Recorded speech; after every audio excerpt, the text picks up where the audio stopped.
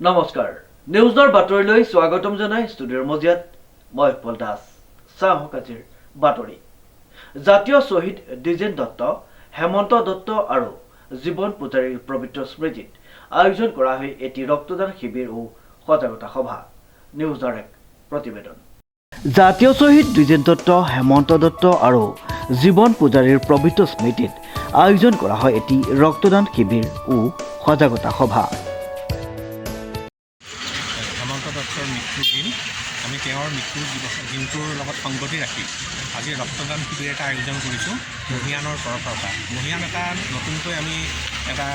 non government organisation start কৰিছোঁ আৰু তাৰ আণ্ডাৰত আমাৰ দুটা আছে এটা হৈছে আমাৰ শ্বহীদ বেদীৰ পুনৰ নিৰ্মাণ কমিটি আৰু এটা হৈছে প্ৰতিধ্বনি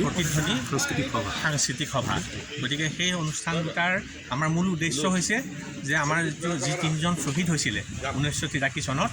তেওঁলোকৰ স্মৃতিত যিটো শ্বহীদ হেমন্ত দত্ত শ্বহীদ দ্বিজেন দত্ত আৰু শ্বহীদ জীৱন পূজাৰী তেওঁলোকৰ স্মৃতিত আমি 1985 চনত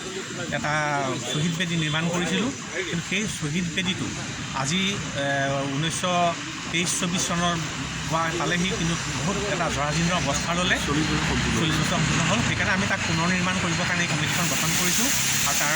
কাৰণে আমি এতিয়া সম্পূৰ্ণ চেষ্টা অব্যাহত ৰাখিছোঁ আজি ৰক্তদান শিবিৰটো আমি তেওঁলোকৰ যিটো শ্বহীদ হেমন্ত দত্তৰ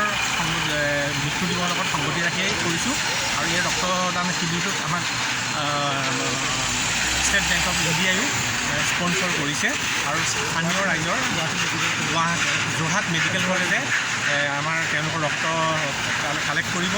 আৰু ওচৰ চুবুৰীয়া ৰাইজে যথেষ্ট সহায় সহযোগিতা কৰিছে আৰু তেওঁলোকৰ সহায় সহযোগিতাৰ যোগেদিয়েই আমি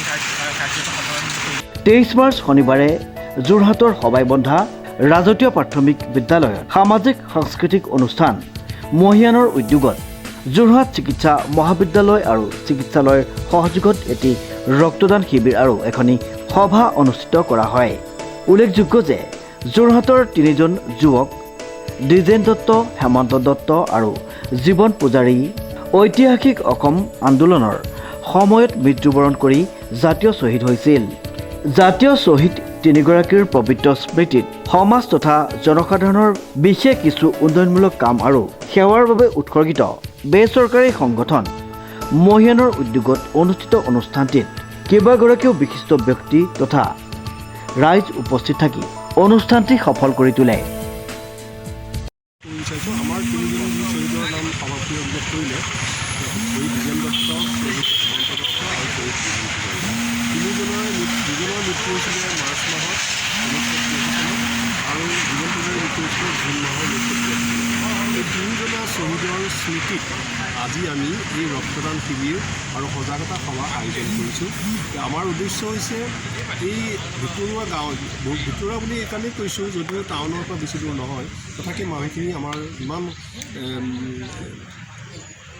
কিছুমান অলপ হেৰি আছে সেই মানুহখিনিক সজাগ কৰি ৰক্তদানৰ উপযোগিতা ৰক্তদানৰ উপকাৰিতা কেনেকৈ ৰক্তদান কৰিলে জীৱনদান হয় তাৰ ওপৰত তেখেতসকলক অকণমান সজাগ কৰিবৰ কাৰণে আমি যোৰহাটৰ জইণ্ট ডাইৰেক্টৰ অফিচৰ ডক্টৰ ভক্তিময় ভট্টাচাৰ্যদেৱক আমি নিমন্ত্ৰণ কৰি আনিছোঁ তেখেতে বক্তব্য ৰাখিছে সকলোকে উপদেশমূলক বক্তৃতা দিলে সকলোৱে ভাল পাইছে কেনেকৈ ৰক্তদানেই নহয় অন্য মানৱ শৰীৰৰ প্ৰতিটো অংগই আমি দান দিব পাৰোঁ গোটেই শৰীৰটোৱে আমি দান কৰিব পাৰোঁ মই নিজে ক'ব নাপায় যদিও মোৰ বয়স হোৱা নাই কিন্তু মই মনত ভাবি থৈছোঁ মই গুৱাহাটীবাসী আজি মই যদিও স্থানীয় ব্যক্তি ইয়াৰ কিন্তু বৰ্তমান মই গুৱাহাটীবাসী কিন্তু মই মোৰ মৃত্যুৰ পিছত মোৰ যিটো মৃতদেহ মই গুৱাহাটী মেডিকেল কলেজত মই সেইটো